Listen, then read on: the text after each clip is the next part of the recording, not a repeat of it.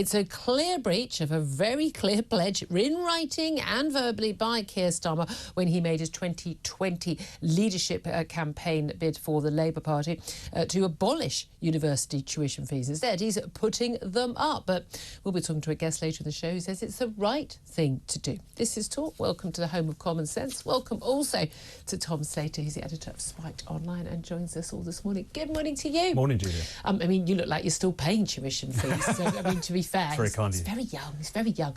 Everyone's young to me these days, it has to be said. Let's talk election. I've got to suppose, I take in a lot of media. I'm one of those people that reads all the papers and looks at all different media. I've kind of got, banks of screens. Good Lord, everyone is losing their minds over this US election. Oh, very exciting. Closest race in decades, too close to call. And yet everyone seems to be calling it. A lot of people, basically, if you support Kamala Harris, you're saying Kamala Harris for the Democrats as well. And if you support Donald Trump, you're saying, oh, well, the Elon Musk support, the Joe Rogan, the podcast. I mean, huge. He is huge that he's come out in the last 24 hours to support Donald Trump. Rather strange when half the population has already voted.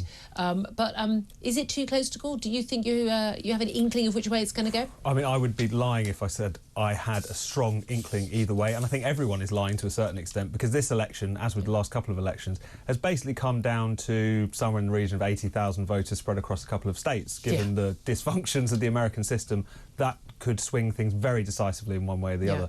So because in all but 2 states, basically it's winner takes all.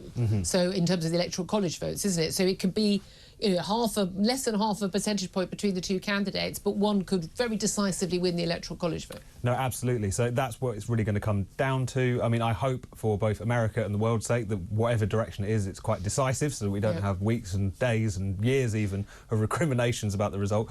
But yes, it's incredibly close. I think anyone claiming to call it very decisively is probably just making a gut call rather than absolutely. And again, people sort of go, well, it was like the vibes thing when Kamala first replaced Joe Biden.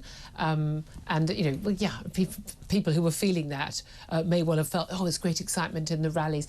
Even Donald Trump with his rallies. Most people don't attend rallies. Most people don't do any of this stuff. They just quietly make a decision. I was amazed by how many people still declare themselves as being undecided. That said, as someone who would definitely have not voted for Donald Trump in 2016 if I were an American, and would not, on balance, have voted for him in 2020,